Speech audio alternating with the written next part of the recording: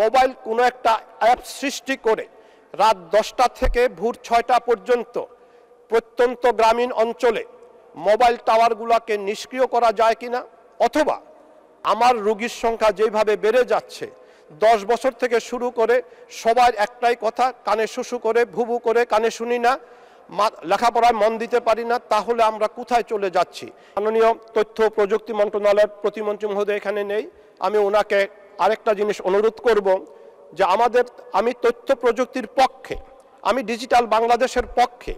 Ceylon family ব্লেন্ডের কড়ালিকার আর সতেজ স্বাদের perfect ব্লেন্ডে স্বপ্নেরা মেলুক টানা। স্মার্ট বাংলাদেশের পক্ষে, কিন্তু আমাদের ডিজিটাল পদ্ধতি অর্থাৎ মোবাইল ফোন যেভাবে অপব্যবহৃত হচ্ছে, আমার মনে হয় না যে আর বেশি দিন আমাদের এই প্রজন্ম প্রতিবন্ধী না হয়ে থাকতে পারবে।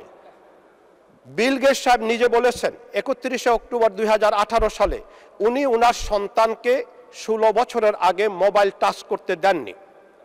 মার্টিন কুপার 1 বছর আগে বিবিসি ব্রেকফাস্ট মিটিংয়ে বলেছেন যে আমি যদি জানতাম একজন ব্যক্তি এই মোবাইল ফোনের সাথে। 2 মিনিট মাননীয় স্পিকার, একটু সময় চাই। জি 2 মিনিট বলুন।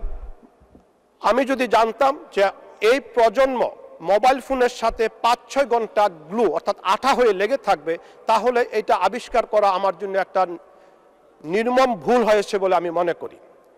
একই সাথে Booker prize winner Howard Jacobson বলেছেন আগামী 20 বছর পরে এই গ্লোবাল পপুলেশন লেখাপড়ায় প্রতিবন্ধী হয়ে যাবে, তারা প্রযুক্তি চালাতে পারবে কিন্তু তারা কম্পোজিশন করতে পারবে না, কোনো কিছু লিখতে পারবে না, সৃষ্টি করতে পারবে না।